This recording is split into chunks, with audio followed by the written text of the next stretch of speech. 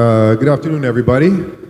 I am Brian Calhoun, as she said. I do partnerships with Tari Labs and Yat Labs. Tari is a default private digital asset protocol. Yat Labs is a identity system based on emojis rather than alphanumeric characters that gives people the opportunity to have a presence on the web that they own and control. And we do lots of cool stuff, which I'll talk a little bit more about. But what I'd like to do is first start off by having each of the members of our esteemed panel give a little bit more in-depth description of what they do and what's important real quickly, what they think is the key issue with respect to NFTs and entertainment right now. And then we'll dive into the discussion. You said the key problem with NFTs? Yeah, the key issue with sort of entertainment and NFTs right now. All right, so good afternoon, everyone. My name is Ryan DeVille Cooper. I'm a certified blockchain expert by way of the Blockchain Council, which is based out of India. I'm working on a few other certifications at the moment, but to stay focused on your question, I want to talk about community. You got to build out your community. You got to have a decent Discord. Copycat, go to some proper Discords, see how they have it all set up, whether you're token gating your NFTs, participate in Twitter spaces, go to clubhouses. The main problem with a lot of these NFT projects and why the majority of them are failing is they don't have a good organic community. They have people out here buying NFTs just to flip them. They're on Blur, they're NFT gating or farming or something like that. So just try to build an organic community. Shout out to Violetta Zeroni. She made $3 million in the last couple of years with her music NFTs. So I'm doing music NFTs and I'm building my community. I have a Discord, a Telegram. So the best thing I could tell you is grow your community organically. Don't have bots and just have people you reach out to every day with the GM text and grow your community organically and reach out to them, have Twitter spaces, share how you're feeling and connect with them on a human level. Zip? That was great points. Thank you, brother. Nice to be on the panel. Great to be here at Black Blockchain today. My name is Zip Gould, founder of Gaia Green Earth, Gaia 5G. Gaia Green Earth is really a venture studio, so we have a lot of different offerings under our umbrella. So we have different companies, and one of those companies is Nilo TV, name, image, and likeness. It's related to sports, and one of the things I think is the biggest problem outside of community is actually intellectual property. And when you think about even with the NCAA, because things have changed for name, image, and likeness, think about all those NCAA games that we enjoy, from the Fab Five to Michigan, and some of those things you can have minted on a blockchain. They have intrinsic value, but those players have never seen the value of their intellectual property for years and years. Even Reggie Bush out here in Southern California fighting to get his Heisman back is still the intellectual property of his brand that he made USC tons of money off his name, image, and likeness, and he's never seen a dime of it. So. Jim Walker.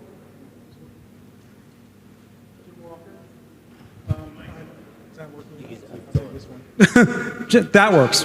Okay, Jim Walker, I'm a partner at Perkins Coie. I head up the compliance and enforcement vertical of the FinTech blockchain practice. And what's behind that is I've spent decades representing clients in front of the SEC, FINRA, the state attorneys general offices in enforcement actions. And I'm taking that experience and that knowledge to counsel clients every week. I sit in my office in Midtown Manhattan or my office at home in Harlem and talk to people about various NFT projects, whether it involves video clips or music or fan tokens or reward programs or pairings with physical items, about what it means to put out that product and navigate regulatory risk, and particularly potential risk of some sort of enforcement action from the SEC. There are ways to do it, there are ways to do it right, there are things to avoid, there are ways to structure what you're doing, and I spend my time talking to people about that very issue, which is the issue that I think is incredibly important, because if you don't do it right, you literally can close down your business. Okay, so great introductions, and I appreciate everybody's point to get things started. I'm curious to know how you all think about talking to clients who are celebrities, whether music, sports, with respect to understanding what the value of issuing NFTs can be, name, image, and likeness, or with music or any other kind of intellectual property associated with it, like right now in September 23, when articles are coming out that say 95% of all NFTs are worth zero. How do you have that conversation with clients and talking about why should I spend any time and energy on this space? You start? You want to start? Yeah. I know Zip and I were chatting earlier, so I know he's got some specific ideas about this. But go ahead. I'll be quick. I was sitting there listening to what you were saying. I remember about 3 years ago when I had a job working at my alma mater, Bowie State, BSU. There's nobody here to do the report. I heard y'all saying, HU, who that or something, but nobody said it, but it's cool. But I was at working in the media operations department, so just like setting up this stage, I had a job there at my alma mater doing that. And Jesse Awuji, who was a NASCAR racer, was speaking. And I got a chance to speak to him after I set the sound up, and I chopped it up with him and the manager. And I'm like, look, let me get some NFTs popping. Let's do some Web3. And it's 3 years ago, so he was like, I don't know, man. And I was reaching out to him. I'm like, we're ahead of the curve. And he gave me his business card. I called him every year. He never got back to me. We could have got a nice campaign off in the NASCAR industry. So tying back to your question, I guess we got to use what's out there. It's hard to really tell someone in a quick elevator pitch what Web3 is if they have no idea about it. So we got to find some projects that are successfully using business models that are actually building revenue and returning profit, and be like, look, here's one that's doing it. Let's do what they're doing. Zip. I mean, great. And I think that's a great segue. When you look at NFTs and obviously the valuation of some of these projects, zeros, and some of this stuff was just insane when you saw it coming out. And I just feel bad for the folks who burn gas on Ethereum on some of these projects, and then now they're worth zeros. But I think the real opportunity for on the name, image, and likeness side is for athletes. Just imagine Colorado's getting a beating right now, but just some of those kids like Travis Hunter, who could take his name, image, and likeness and say, I'll take a fractional ownership of everybody who buys my NFT, and now you can make money with me on my name, image, and likeness. And that kind of totally cuts out some of the things we've seen in the past where the university solely sucks this money, but also it could be a mechanism, especially in HBCUs, to raise money. So if you have an outstanding talent, he takes that name, image, and likeness, takes a fractional ownership opportunity inside that model. People can make money off his value, and then some of those benefits also go to the university, and the player eats, and everybody's happy. So those are tremendous opportunities, I think, that we'll see on the horizon in NFTs, more use case that's actually a utility. Okay, so Jim, I have to ask you as a follow-up on that. Okay. How does he make sure that he does not get in trouble for issuing a security? So there are a couple of things. One, let's talk about the use of the word fractionalized, because that's one that is a big old red flag for the SEC. Look, it's a matter of understanding what the Howey test says, going through the factors, and really talking about what is the value proposition for this instrument. What are you promising people? How are you promoting it? How are you marketing it? And sort of speaking to the article, the headline that you started out with, my daughter texted me that headline 2 days ago, saying, is this true? And what the underlying message was, do you have a job? Which, of course, she has an interest in. And I was like, yeah, don't worry. There were a couple of enforcement actions, and they involved companies that did exactly what you shouldn't do. At least one of them, most definitely, they said, this is an investment, make lots of money. This is like, giving Mark, the Facebook guy, $20 when he was at Harvard. And the other one, Stoner Cats, the issue was that they also talked about profiting on the secondary market. And it just fell into an easy trap.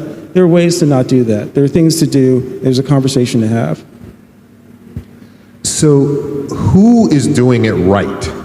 Who's doing it right? What celebrities, whether it's a musician or an athlete, who's doing it right now in terms of like managing their business and turning it into something that's valuable for both the creator but also for the fan?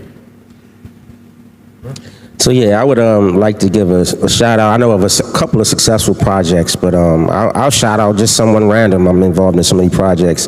A friend of mine's Fred Frenchie. He just released his NFT project, Culture Cards, and he's partnered up with Mike Tyson. They just opened their first coffee shop in Amsterdam. We partnered up with Big Pun's Estate. We've got a lot of artists, Web3 artists. We have Chantel, we have Scott LaRock, we have a lot of like hip hop legends and things. And he's actually working with some really popular people in the hip hop industry. And his project is working well. I bought a few of his NFTs on Solana. So that's just one example. But it's successful projects. You got to have that Discord, that Telegram, those Twitter spaces, stay active every day. Partner up with other projects. Find other projects, NFT projects that are synonymous and have mega spaces. These are things that I'm watching happen. And some of my friends are making millions of dollars in a bear market. So it's definitely possible. Everyone. I mean, Nas had a successful project on Polygon, which I thought was pretty good. Which kind of, again, he said, watch the word fractional. I don't know if I don't think he used the word investment, but he said you have a shared ownership of the IP and the I guess the intellectual property and he said return. So that's kind of interesting. Like you said, a conversation on if this song does well, you know, who shares the benefit? What is the compelled benefit? And I think that's when we think, again, that utility model is what's the actual utility of the NFT or the race? So who's doing it right? What's the NBA Top Shot? That's a pretty good opportunity. But did they go? NFL All Day is their team, their partner, their sister team, but they're doing it, covering the NBA and the NFL. I'm in the top 4% worldwide in NBA Top Shot owners right now. I got in early. That's awesome. So there are ways to do revenue shares that can work, and it's just a matter of navigating it the right way. And what I would say is I'd look to the sports leagues and how they're taking their steps into this. They have had conversations with the SEC. They've talked about the types of things that they want to do. They've talked about how they want to roll that out. And they're getting advised all along as they roll out their various NFT programs. Now, some of that's subject to litigation. There's a Dapper Labs litigation in New York, and there's been an initial decision that's actually sort of helpful in starting to say, okay, here's some interesting reasoning from this judge telling you how he's going to look at something that's sitting on a private blockchain that's, you know, run by one company. So that's information. We take that information from each decision and incorporate that into the advice. But that's, you know, to the extent that the sports leagues are partnered with Dapper Labs and with others, they're really sort of taking it step by step and thinking through what's our best arguments, how can we do this, how can we avoid that sort of regulatory scrutiny. I had a quick question. So how soon do you see like syndicated ownership of teams in that type of environment where maybe the general population can have an NFT that has an ownership of let's say the New Orleans Saints? Through some sort of NFT ownership, or, I mean, I have no idea. I'm just wondering. I mean, I have a great solution just off the top of my head. So we could reach out to Ice Cube. He just got the big 3. He's in charge of all of that black-owned. We could reach out to him. We could do some NFTs, and we could do it the right way with some minority-owned businesses that legit smart contract audited by Rectify AI or any of these other businesses we know, and we could legit do this, man. That sounds amazing. So I would submit this, that in terms of artists who have done it, I think, really well, Steve Aoki, I think, has done an amazing job with the Aokiverse. And if you're not familiar with it, what he did was he issued the Aokiverse passports, and the passports you could combine them, and then it was like 4, 8, 16, and so forth. And as it built up and you had combined more and more, then you had a greater level of access to things that they did, or that he was doing, and offers that they made. So the way I've been thinking about it is to a great extent, these are essentially mechanisms for managing a fan club. It's sort of like a new version of a fan club, and being able to have direct connection with your fans. So, for instance, Steve, when I bought his passport, one of the offers was he was throwing out the first pitch at a Boston Red Sox games, and so if you were a member, he had ticket allocation, and you could go to the game, stuff like that. So I'm curious to get your feedback from my panelists here on what your reaction is to really these NFTs just being mechanisms for building and managing fan clubs. All right, so you could essentially sell your NFTs, and that could be your ticket for all of your community and fans. Token gate that NFT to give them exclusive access to one of your exclusive Discord channels. You can give them exclusive access to one of your Telegram groups. You could give them exclusive access to your private SoundCloud playlist, or unlisted YouTube videos with you doing something you don't really want to share with the world that's exclusive for your fans. There's a lot of ways to token gate this. Tying back to what you were talking about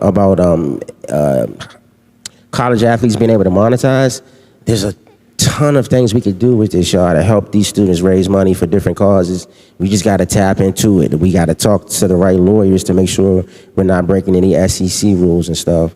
Oh, and is there SEC things to not to do and a things to do list for NFT projects? Is there anything? Of course not. That'd be too nice. No. So but there is fairly sound guidance to give on the do's and don'ts. Absolutely. And frankly, a lot of it has to do with how you market the product, how you promote the product, how you. I think the fan club idea is something that can definitely be done, and we have really developed a lot of thinking around how to do that, and sort of fan access, fan engagement. Frankly, the SEC has heard about fan engagement in this space, and they never really show their cards, but it certainly showed that it made sense. So these are great use cases for NFTs, because it lines up so nicely with the idea of entertainment, with sports, in ways that just make a lot of sense for people.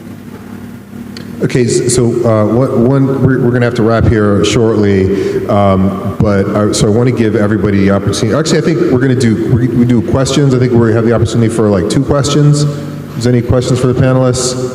Yes, right here.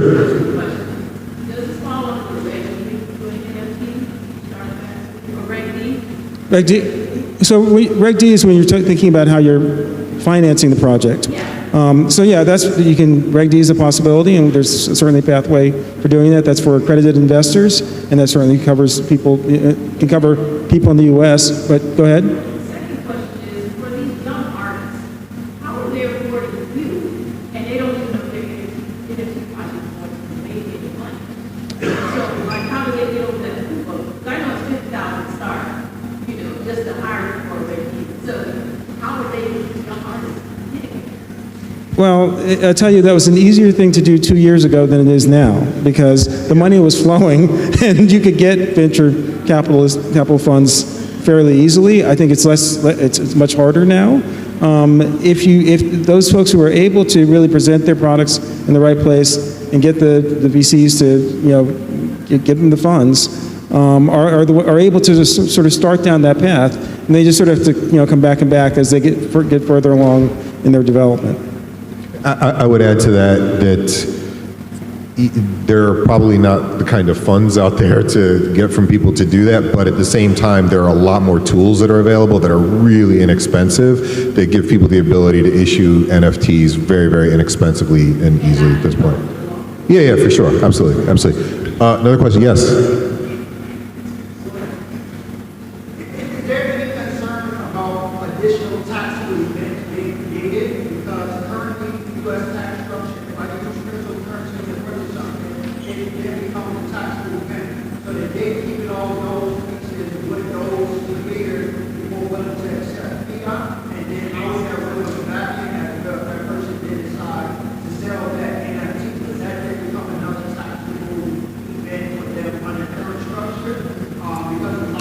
Making transactions and not paying taxes. I'm gonna wrap it up too. If you wanna get an answer to that question, reach out to CJ, the smart guy. He just spoke. Shout out, fam, wherever you are. But that's a question we can cover after our panel. We got to wrap. So yeah, no doubt, I got you, bro. All right, so what I'd like to do is have everybody just kind of quickly wrap and give your, your brief comments in closing. Okay. So I guess my main comment is, the approach to an NFT project in this space is really sort of think through what is your use case, what are you trying to do, come up with a roadmap, come up with a plan, and talk to people. Talk to good counselors first, talk to good lawyers, talk to those who can sort of help you down the path, and figure it's going to take time to get this whole thing to come together. Be patient, because it's important to try to take it down the right path and get it right, and then you can come up with a really good product and a good business. I'll end with one of our portfolio companies, Name, Image, and Likeness TV, Nilo TV. Remember it. They'll be token gating content soon. Right now, working out different agreements with current NCAA studs right now. So it's a super exciting time for us and those guys. So exciting. But I think, again, the opportunity of this kind of shared ownership, similar to the fan gateways and portals, I think that's the next wave we'll see. And anyone that's trying to get into NFTs, I would say definitely reach out to me. I'm glad to help you out personally. Start from scratch. I've been doing this nonstop for the last 20 years. I started my Facebook group. I created my Telegram channel, my Discord group, and I've been learning some of this coding in the background. And I just have my hands in many pots, and I'm connected. And it's all about who you know sometimes in this Web3 thing too. Definitely build out your community. Reach out to me and my business, DeVille Crypto Solutions. I'm definitely here to help anyone in the room. Don't be scared of me. And let's get this popping, yo. We're so ahead of the curve. And I appreciate Sinclair Skinner and this Howard University for having us, man. Coupe DeVille, peace. In closing, I would like to say that, just to follow up on one of the things you just mentioned about like learning and education, certainly the best way, in my opinion and my experience, is to actually do it, right? So just take a shot at doing things. I mentioned that I work with a company called Yat Labs. We actually launched something I would encourage everybody to check out. We built a fantasy NFT collecting game. So you don't have to put up any real money, but you get fantasy ETH or Matic or Aptos tokens, and you build a portfolio of NFTs, and then you compete with other people around the world who are playing, and at the end of the week, the people whose portfolios value have increased the most are winners, and they get real prizes. So check it out at fantasy.y.at, but it's a way to actually learn without risking any real money. But I want to say thank you to Sinclair Skinner, my man. I don't know where he is. He's just around here somewhere. And the Black Blockchain Conference for hosting us. And thank you to the panelists. Thank you.